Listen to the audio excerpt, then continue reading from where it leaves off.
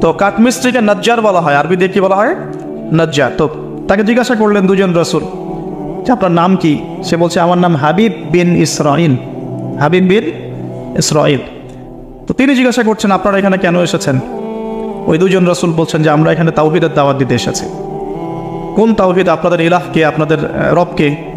তখন তিনি ওই রকম করে কথা বলছেন যে যেমনটা ইব্রাহিম আলাইহিস সালাম বলেছেন আমার রব জীবিতকে মৃত্যু দিতে পারেন, মৃতকে জীবিত করতে পারেন। আমার রব, আমাদের রব আসমান থেকে বৃষ্টি বর্ষণ করেন, সেই বৃষ্টিতে এই মৃত জমিনকে জীবিত করেন, শস্য ফলান, সেগুলো আমরা খাই। আমাদের রব সূর্যকে পূর্ব দিক থেকে ওঠান, পশ্চিম দিকে ডোবান। এরকম যত বৃত্তান্ত আল্লাহ সম্পর্কে, তাওহীদের যত কথা তাকে শোনানো হলো। তো সে ব্যক্তি একটা প্রশ্ন করে বসলো যে তাহলে কি আমাকে কোনো মুজিজা দেখাতে পারবেন কিনা?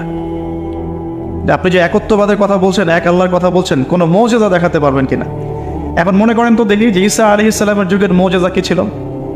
এক এক যুগের মুজিজা কিন্তু এক একটা। মুজিজা বোঝেন কিনা? অলৌকিকত্ব, যেটা নবীগণের মাধ্যমে প্রকাশ পায়। এটা আল্লাহর ক্ষমতা, এটা নবীদের ক্ষমতা নয়, কিন্তু আল্লাহ পাকের ক্ষমতা। নবীদের মাধ্যমে আল্লাহ প্রকাশ করেন। আল্লাহ পাক এই জামানাতেও আল্লাহ পাকের ওলিদের মাধ্যমে ক্ষমতা প্রকাশ করাতে পারেন। আল্লাহ পাক এখনো ক্যাপেবল এটার জন্য। তো সেরকম মানুষ হতে হবে আগে, সেরকম মানুষ তো হতে হবে। অনেক আল্লাহর বান্দা আছেন, দেখবেন আপনার জন্য দোয়া করছে, আপনার সমস্যা দূর হয়ে গেছে, হয়নি? এমন হয়। তো আল্লাহ পাক, এটা তার ক্ষমতা না, ক্ষমতা কার? আল্লাহ পাকের। এখন ওই সময়কার মুজিজা ছিল কিন্তু কুষ্ঠ রোগীকে ভালো করে দেয়া, মনে আছে? অন্ধত্ব দূর করে দেয়া, এবং মৃত ব্যক্তিকে জীবিত করেছেন ঈসা আলাইহিস সালাম আল্লাহর হুকুমে, মনে আছে? যে যুগের মুজিজা, মানে যে যুগটা, যে বিষয়ে বেশি বৈচিত্র্যময় ছিল, ওই যুগে আল্লাহ পাক ওই মুজিজাই দিয়েছেন। যেমন সুলাইমান আলাইহিস সালামের সময় জিনদের খুব দাপট ছিল, বুঝছেন? তো সুলাইমান আলাইহিস সালামের সময় জিনদের দাপটটা বেশি ছিল। আল্লাহ পাক জিনদের উপর সুলাইমান আলাইহিস সালামকে কন্ট্রোল দিয়ে দিয়েছে। ওই যে বাতাসে তার সিংহাসন ফ্লাই করতে শুরু করলো, তার আংটির মধ্যে আল্লাহ পাক ক্ষমতা দিয়ে দিলেন। জিনদেরকে যে কাজ করতে বলতো সেই কাজ জিনরা করতে বাধ্য হতো, মনে আছে ঘটনা? আচ্ছা, আবার মুসা আলাইহিস সালামের সময় জাদুবিদ্যার চর্চা হতো, জাদুবিদ্যার চর্চা। এই চর্চা কিন্তু এখনো হয়, এখনো জাদুবিদ্যার চর্চা হয়, ব্ল্যাক ম্যাজিকের চর্চা এখনো হয়। এগুলো থেকে বেঁচে থাকাটা খুব বেশি ইম্পর্টেন্ট, কারণ এগুলোতে এফেক্টেড হয়ে গেলে অনেক সমস্যা হয়ে যায়। আমি শেষের দিকে প্রশ্নোত্তর পর্বে কিছু আয়াত বলে দেবো আপনাদেরকে ইনশাআল্লাহ। এই কোরআনের আয়াতগুলো নিয়মিত পড়বেন ইনশাআল্লাহ। তো ওই সময় আল্লাহ পাক মুসা আলাইহিস সালামকে লাঠি দিয়ে জাদুবিদ্যার বিপরীতে মুজিজা দেখিয়েছেন।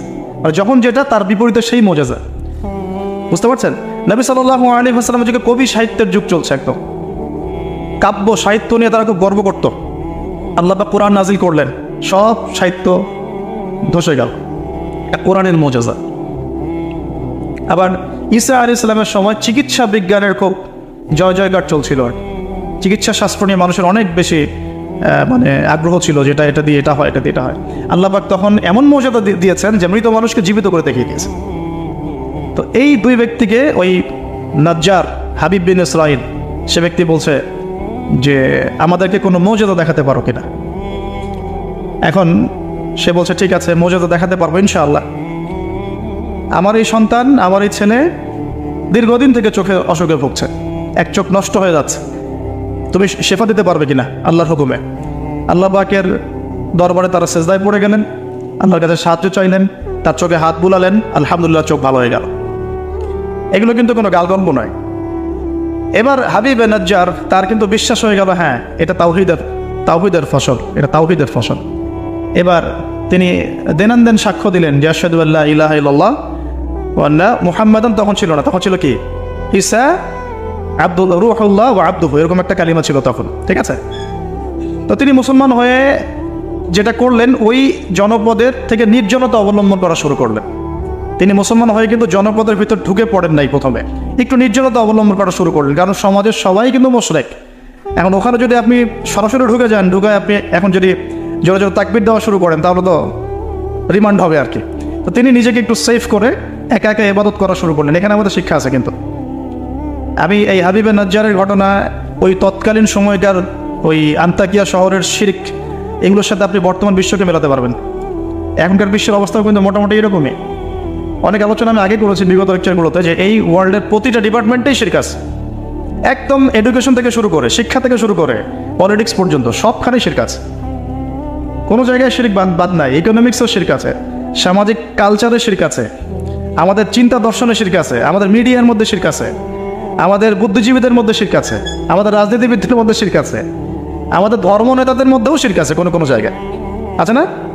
আছে। যদি আপনি ভালো করে খিজিরের মতো দেখতে শেখেন আপনি বুঝতে পারবেন এই ওয়ার্ল্ডটা শিরকের আন্ডারে আছে। আর সামনে আসবে বড় শিরক, মাসিহুদ দাজ্জাল। তো এটা বাস্তব, সামনে মানুষ দেখবে এগুলো। এখন এই অবস্থায় হাবিবে নাজ্জার শহরে ঢুকে দাওয়াতি কাজ শুরু করেন নাই, একা একা তিনি নিজেকে তৈরি করেছেন, আগে তাসকি আধ্যাত্মিকতা অর্জন করার চেষ্টা করেছেন, ইবাদত বাড়িয়েছেন।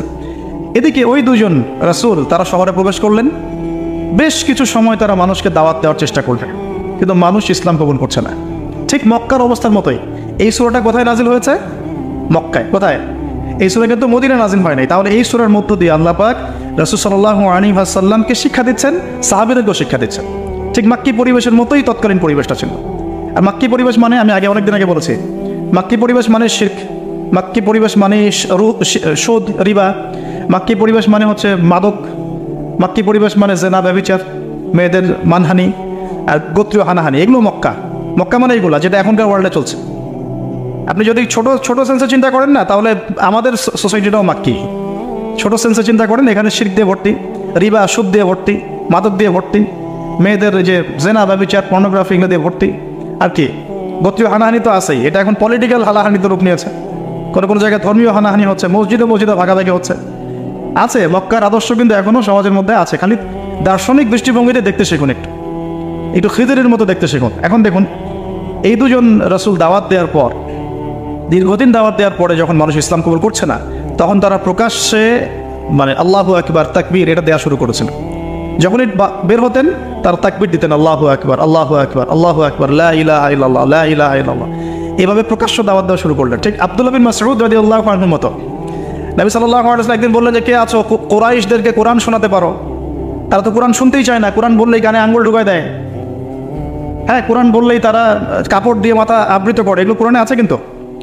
তখন আব্দুল্লাহ বিন মাসউদ, সুবহানাল্লাহ, রুয়াইয়াল গানাম বলা হতো তাকে।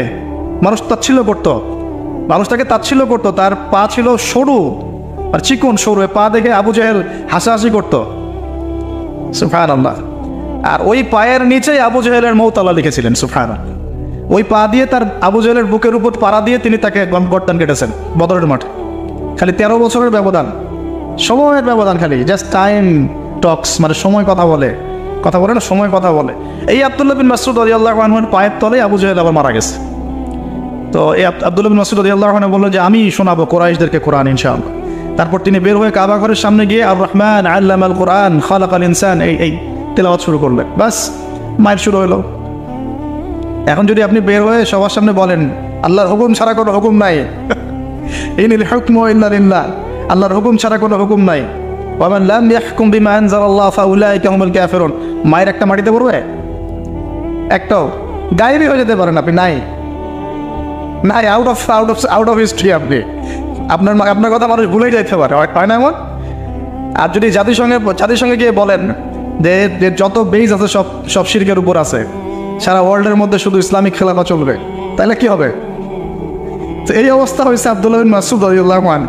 বেচারা মক্কায় গিয়ে কাবা ঘরের সামনে গিয়ে বলছে, লা ইলাহা ইল্লাল্লাহ, আল্লাহ ছাড়া কোনো মাবুদ নাই, আর রহমান আল্লামাল কোরআন খালাকাল ইনসান আল্লামাহুল বায়ান ফাবিআইয়ি আলাই রাব্বিকুমা তুকাযযিবান। বাস, আবু জাহেল, আবু লাহাব, উতবা, সাইবা সবগুলো মেরে মারা শুরু করেছে।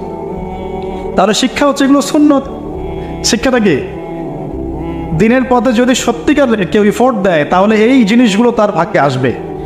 এই নির্যাতন, নিপীড়ন বা অপদস্থতা তার ভাগ্যে আসবে। যাদের ভাগ্যে আসছে না, 100% বলতে পারবো যে সেটা সঠিক পথ নয়, 100%।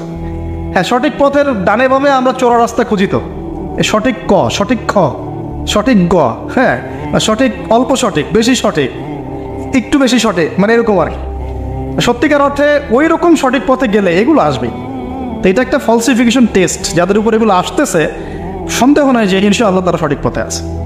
তারা সারা দুনিয়া থাক না থাক, ওই ব্যক্তি সঠিক পথে আছে, না হলে তার উপরে এগুলো আসতো না। এখন যাই হোক, ওইদিকে যাচ্ছি না আমি। এখানে এই দুজন রাসূল সেম ভূমিকা পালন করলেন। ব্যাস, এবার রাজা তাকে গ্রেফতার করা শুরু করল। কোন রাজা? আন্তাকিয়া শহরের রাজা খ্রিস্টান ধর্মাবলম্বী ছিলেন না। খ্রিস্টান ধর্মাবলম্বী হওয়ার জন্য ঈসা আলাইহিস সালাম তাকে দাওয়াত দিচ্ছেন এই দুজন রাসূলের মাধ্যমে। তো রাজা তখন এই দুজন ব্যক্তিকে ধরে রেখে দিল। এই দুজন ব্যক্তির নাম এক একটা কিতাবে এক এক রকম এসেছে। আমি 3টা নাম পেয়েছি। আর একটা হচ্ছে, প্রথম ব্যক্তির নাম ছিল ইউহান্না, হ্যাঁ। দ্বিতীয় ব্যক্তির নাম ছিল রাসূল, কিন্তু তারা মানে কার রাসূল? ঈসা আলাইহিস সালামের প্রেরিত দূত। এই দূত অর্থে বলছে রাসূল। একজনের নাম ছিল বাউলাস, একজনের নাম হচ্ছে ইউহান্না, একজনের নাম কি ছিল? বাউলাস। আর অন্য একটা বর্ণনা আসছে যে একজনের নাম ছিল সাদেক, আর একজনের নাম ছিল মাসদুক। একজনের নাম সাদেক, একজনের নাম মাসদুক। আচ্ছা, এই দুজন এখন গ্রেফতার। তো এবার তাদেরকে রেখে দেওয়া হয়েছে। ঈসা আলাইহিস সালাম আরও একজন ব্যক্তিকে তাদের সাহায্যের জন্য পাঠালেন। এটাই হলো কোরআনের এই একটা, যে ওয়াদরিব লাহুম মাসালান আসহাবাল ক্বরিয়া ইয জাআল মুরসালুন ইয আরসালনা ইলাইহিম ইসনাইন ফাকাযযাবুহুমা ফাআজ্জাজনা বিসালিস। যখন তাদের দুইজনকে অস্বীকার করা হলো, আমি আরও একজনকে পাঠালাম। এই আরও একজনের নাম হচ্ছে আপনার শামউন। কি নাম? শামউন। এই শামউন ছিল খুবই বিচক্ষণ। এখান থেকে আমাদের শিক্ষা আছে একটা, দাওয়াতি কাজ করতে চান, দিন নিয়ে চলতে চান, দিন প্রচার করতে চান, বা দিন নিয়ে বড় স্বপ্ন দেখেন, এই শামউনের মধ্যে শিক্ষা আছে। কীরকম শিক্ষা? এই শামউন গিয়ে সরাসরি তাদেরকে বললো না যে আমি ওদের দুজনকে বাঁচাতে আসছি, কারণ শামউন নিজের পরিচয় গোপন করে ফেলছে। শামউন নিজের পরিচয় গোপন করে সে অর্ডিনারি মানুষের রূপে সমাজে মেলামেশা শুরু করলো। সে মোটামুটি একটা ছদ্মবেশ ধারণ করেছে আর, এবং আস্তে আস্তে আস্তে আস্তে রাজার ঘনিষ্ঠ মানুষদের সাথে তার একটা সম্পর্ক তৈরি হয়েছে। এমনও বহু মানুষ কিন্তু এখন সমাজের মধ্যে আছে না? সরাসরি ইমান জানান দিতে পারে না, কিন্তু ভিতরে ভিতরে ইসলামকে সমর্থন করে, আছে না? আমাদের প্রতিটা ডিপার্টমেন্টে এমন ভাই বোন আছে কিন্তু, যারা ইসলামকে মন থেকে সাপোর্ট করে, কিন্তু হয়তো চাকরির ভয়, এটা ভয় মানে এক্সপোজ করতে পারে না। তো প্রথমত সে সেভাবে নিজেকে গুটিয়ে নিল। এক পর্যায়ে রাজার কাছে তার নাম ছড়িয়ে পড়লো। সে একদিকে তাদের সাথে মিশে, আরেকদিকে সে আল্লাহর কাছে দোয়া করে, নামাজ পড়ে, সিজদা করে। সে কিন্তু একজন আধ্যাত্মিক গুণে গুণান্বিত মানুষ। এক পর্যায়ে রাজার দৃষ্টি আকর্ষিত হলো তার প্রতি। ওই যে ইউসুফ আলাইহিস সালামের প্রতি রাজার দৃষ্টি আকর্ষিত হয়েছিল না? স্বপ্নের ব্যাখ্যা কেউ দিতে পারে না, ইউসুফ দিয়ে দিলেন। 7 বছর দুর্ভিক্ষ হবে, ওকে আমার কাছে নিয়ে আসো, ওকে আমার কাছে নিয়ে আসো, ওকে আমার কাছে নিয়ে আসো, আমি তাকে আমার নিকটস্থ কাছের মানুষ বানিয়ে দিব। তো রাজা বা শাসক যদি সৎ হন, মনের মধ্যে যদি সততা থাকে না, তিনি খুঁজে বের করতে পারবেন কার দ্বারা আসলে জাতির খেদমত হওয়া সম্ভব। এটা দায়িত্ব তাদের, খুঁজে বের করা যে কোন কোন মানুষদেরকে কাছে নিয়ে আসলে দেশের বা জাতির খেদমত হবে। এই সৎ সাহস তো সবাই দেখাতে পারে না এখন এই ব্যক্তি, এই রাজা মোটামুটি এদিক থেকে বিচক্ষণ ছিল। সে শামউনকে কাছাকাছি নিয়ে আসলো, নিয়ে এসে বললো যে তোমার সব কথাবার্তা আমার কাছে খুব ভালো মনে হয়, তোমার জ্ঞানতাত্ত্বিক কথাবার্তাগুলো তুমি বলো, এগুলো খুব ভালো মনে হয়, তো তুমি আমার কি উপকার করতে পারো? তো শামউন বলছে যে আমি শুনেছি যে আপনার জেলখানায় 2জন ব্যক্তি আছে। কোন 2জন? আগে দুজন গ্রেপ্তার। তো তাদের ব্যাপারে আপনার কি মন্তব্য? আমার মন্তব্য, আমি আসলে ভাবার সময় পাইনি তাদেরকে নিয়ে, রাজা খুব ব্যস্ত ছিল। বলছে তাকে আমার কাছে নিয়ে আসেন, আমি কিছু কথা বলতে চাই তাদের সাথে। শামউনের কথা শুনে রাজা নিয়ে আসলেন তাদের 2জনকে। এবার কৌশলে শামউন এই 2জন ব্যক্তির মধ্য দিয়ে রাজাকে দাওয়াত দিচ্ছে। শামউন কৌশলে এই 2 ব্যক্তির মাধ্যমে রাজাকে দাওয়াত দিচ্ছে। শামউন এদেরকে বলছে যে তোমরা কোন আল্লাহর ইবাদত করো, কোন আল্লাহর কথা বলছো? আমাদের এখানে তো এমন কোনো আল্লাহ নাই। তখন তারা আবার ব্যাখ্যা দিচ্ছে, আমরা সেই আল্লাহর কথা বলি যে আল্লাহ ছাড়া কোনো ইলাহ নাই, যিনি আসমান থেকে বৃষ্টি বর্ষণ করেন, যিনি মৃতকে জীবিত করে, ইত্যাদি ইত্যাদি। তাওহীদের সব কথা তারা বলা শুরু করলেন, এবং রাজা কিন্তু শুনছে। শোনার মাধ্যমকে শামউন নিজে। তাহলে এখানে আমাদের শিক্ষা আছে না? তা আপনারা একটু ইসলামিক পথে আসলেই সমাজ থেকে ডিসকানেক্টেড হতে চান কেন? সমাজের মধ্যেই থাকতে হবে, সমাজের মধ্যে থেকেই আপনি সমাজের ভিতরে ইসলাম ছড়িয়ে দিবেন ইনশাআল্লাহ। ঠিক আছে? ইনশাআল্লাহ একদিন সমাজ পরিবর্তন হবে। আমরা যদি সমাজ থেকে ডিসকানেক্টেড হয়ে যাই, তাহলে তো সমাজ নষ্ট হয়ে যাবে।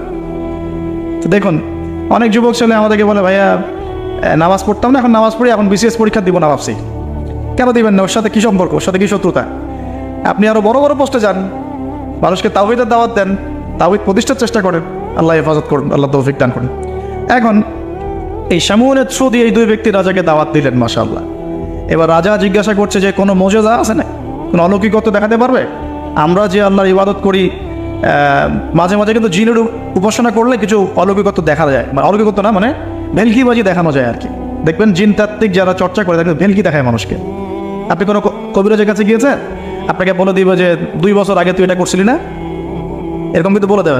আপনাকে ধাক্কা লাগলো যে হ্যাঁ তাই তো, আমার তেমন হয়েছে। আসলে ও যে জিনের উপাসনা করে, ওই জিন আপনার যে কারিন আছে এর সাথে কানেকশন ফিক্স করে আর কি। কারণ আপনার জিন ফিউচার জানে না, কিন্তু আপনার জিন তো আপনার হিস্ট্রি জানে।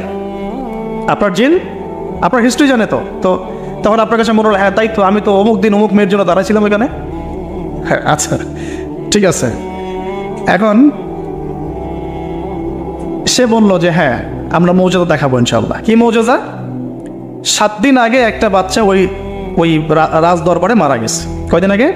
দাফন হয়নি এখনো, 7 দিন আগে মারা গেছে, লাশ সংস্কার হয়নি, লাশের অবস্থাও ভালো না। এখন এই 2 ব্যক্তি আল্লাহর কাছে দোয়া করলেন, আল্লাহ আজকে যদি তুমি মৌজাদা আমাদের হাত দিয়ে আমাদের মাধ্যমে দেখাও, ইনশাআল্লাহ এরা তাওহীদের উপর চলে আসবে।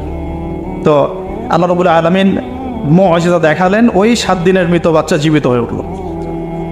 এবার জীবিত হয়ে সে বলে উঠল যে আমি আসমানে দেখেছি, এই বাচ্চা বলছে এবার, আমি আসমানে দেখেছি একজন সুন্দর মানে চুলের বর্ণনা দেওয়া হয়েছে যে আমরা যেটাকে সিল্কি চুল বলি আর কি, লম্বা কাত পর্যন্ত সিল্কি চুলওয়ালা একজন মানুষ, একজন ব্যক্তি 3 জনের জন্য আল্লাহর কাছে দোয়া করছে। কয়জনের জন্যে? তার মানে সে মেবি ঈসা আলাইহিস সালামের দিদার পেয়েছে, মেবি, আল্লাহ ভালো জানেন, এটা বারজাক। এখন রাজা এবার হকচকিয়ে গেল 3 জনকে, কে আমরা তো 2 জন জানি, 3 জনকে। তখন ওই ব্যক্তি বলছে শামউন একজন, এই ব্যক্তি একজন। তখন শামউন দেখলেন যে রাজার এর উপর বেশ প্রতিক্রিয়া সৃষ্টি হয়েছে কথার উপরে। তখন শামউন আরো বড় চাপ দিল এই 2 জনকে যে না, তোমাদের এটা হয়তো কোনো জাদু হতে পারে।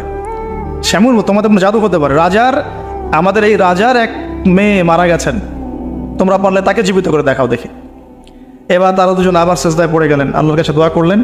আল্লাহ রাব্বুল আলামিন ওই রাজার দীর্ঘদিন আগে মৃত্যুবরণকারী একজন মেয়ে, তাকে কবর থেকে জীবিত করে তুলে দিলেন। এই মেয়ে একই কথা বলছে যে আমরা দেখেছি এই 3 জনের জন্য একজন ব্যক্তি আল্লাহর কাছে দোয়া করছে।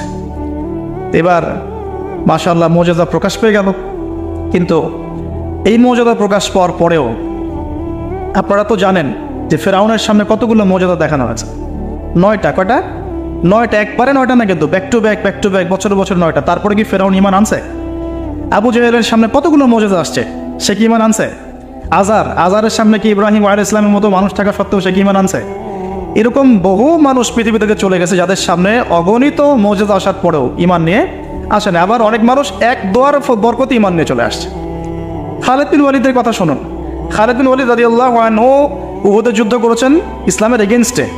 যখন নবী সাল্লাল্লাহু আলাইহি ওয়াসাল্লাম বিদায় হজের আগে যখন তিনি ওমরা করেছেন, বিদায়ের ওমরা হজটা কাজা করেছেন, ওই সময় তিনি এসে শুধু একটা চিরকুট লিখে দিয়েছিলেন যে যদি খালিদ মুসলমান হতো তাহলে তার জন্য কতই না ভালো হতো।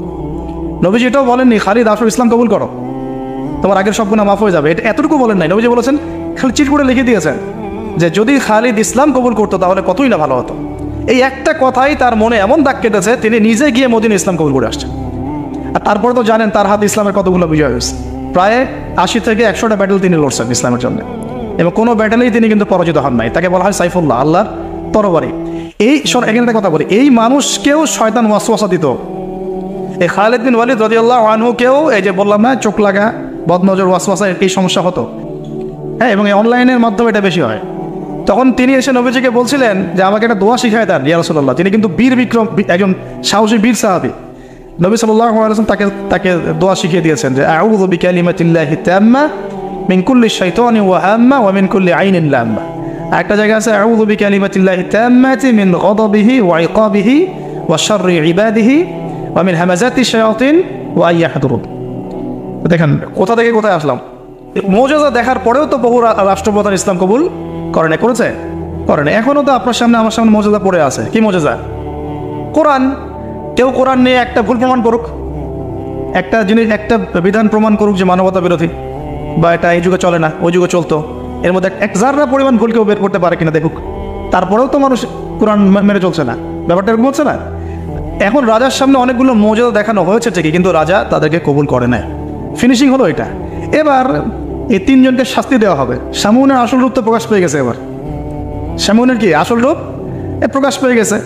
এবার 3 জনকে শাস্তি দেওয়ার প্ল্যান করা হয়েছে। তখন তারা আল্লাহর কাছে দোয়া করলেন যে আল্লাহ আমাদেরকে জালেমের জুলুম থেকে আল্লাহ হেফাজত কর।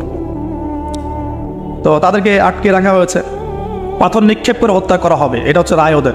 ওই সময়কার রায়গুলো এমন ছিল, রজম করে হত্যা করা হবে, বা বড় বড় কিছু গাভী ছিল ওদের, সোনার দিয়ে তৈরি বা পিতল দিয়ে তৈরি, এর ভিতরে মানুষকে ঢুকিয়ে নিজ দিয়ে আগুন জ্বালিয়ে দেওয়া হতো। চিন্তা করতে পারেন। তারপরে শুলদণ্ড ছিল, পিছনের রাস্তা দিয়ে লোহা আছে না, পেঁচানো লোহা বাকিয়ে ঢুকে মাথার মগজ দিয়ে বের করে দেওয়া হতো। এগুলো ছিল শুলদণ্ড। একজন সাহাবী খুবাইব রাদিয়াল্লাহু আনহুকে এইভাবে দণ্ড দিয়ে হত্যা করা হয়েছে, নাউযুবিল্লাহ। সুবহানাল্লাহ, আল্লাহ পাক তাকে জান্নাতের শীর্ষ মর্যাদা দান করুন, দোয়া করি। তো এবং তিনি ওই যে বলেছিলেন ইন্তেকালের আগে, লাস্তু উবালি হিনা উখতারু মুসলিমান আলা আই জামবিন কানা লিল্লাহি মাসরাই। ওনাকে বলা হচ্ছিল যে তোমার জায়গায় মুহাম্মদ সাল্লাল্লাহু আলাইহি সাল্লামের যদি নখ কেটে ফেলি তুমি কি মুক্তি নিবা? তো তখন তিনি বলেছিলেন যে লাস্তু উবালি হিনা উখতারু মুসলিমান, আমি কোনো পরোয়াই করি না যখন আমাকে মুসলমান রূপে শহীদ করা হচ্ছে। আলা আই জামবিন কানা লিল্লাহি মাসরাই, আমাকে যেদিকেই পাশ ফেরানো হোক না কেন সেটা আল্লাহর জন্যে। ওয়াযালিকা লিল্লাহি ওয়া ইয়াশা, তিনি এমন একজন ইলাহ যিনি চাইলে ইউবারিকা আলা ফি কুল্লি শিলউইন মুমাজ্জা, তিনি আমার প্রত্যেকটা গোশতের টুকরায় হাড্ডিতে বরকত দিতে পারেন। তো এই সাহাবীর ইন্তেকালের খবর মদিনায় পৌঁছে যায়। এটা পড়ে নিন, এটা রাজির ঘটনা, রাজির ঘটনার মধ্যে পাবেন। সিরাত অবশ্যই পড়বেন, আর আমার জন্য দোয়া করবেন যে আমি চেষ্টা করছি যে আগামী বইমেলা আসার আগেই সিরাতের উপর একটা অনবদ্য কিতাব লেখার জন্য। আল্লাহ পাক তৌফিক দান করুন। সমস্ত সিরাতের বইগুলোকে একত্রিত করে এবং আমার টুকটাক কিছু গবেষণা আছে ভাঙাচোরা, সহজ সাধ্যভাবে যাতে ইয়াং জেনারেশন খুব সহজে বুঝতে পারেন সিরাটাকে, একটা মোটামুটি 500-1000 পৃষ্ঠা একটা বই আসবে ইনশাআল্লাহ আযজা ওয়া জাল্লা। আল্লাহ পাক তৌফিক দান করুন।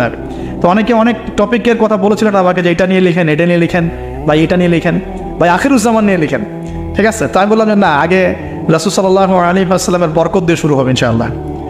আল্লাহর নবীর বরকত যার কপালে নসিব হবে ইনশাআল্লাহ তার ফিউচারটা ভালো হবে ইনশাআল্লাহ। তো আল্লাহ পাক আমাদেরকে সহজ করুন, তৌফিক দান করুন।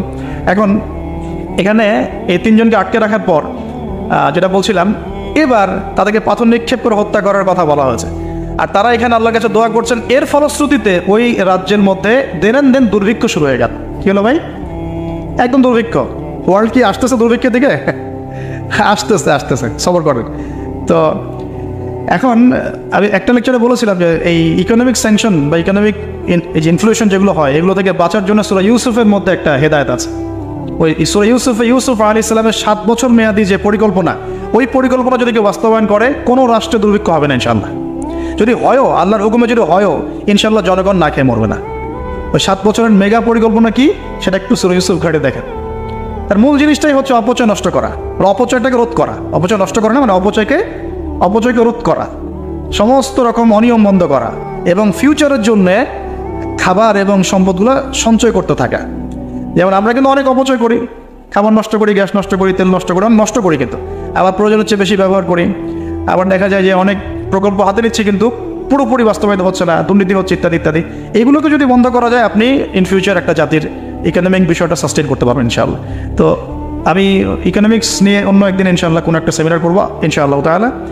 আজকে বলছি এতটুকু যে ইউসুফ আলাইহিস সালামের অর্থনৈতিক যে মেগা পরিকল্পনা 7 বছর, এটা যে নিতে পারবে, যে সমাজ, যে রাষ্ট্র গেইন করবে ইনশাআল্লাহ, সাকসেস।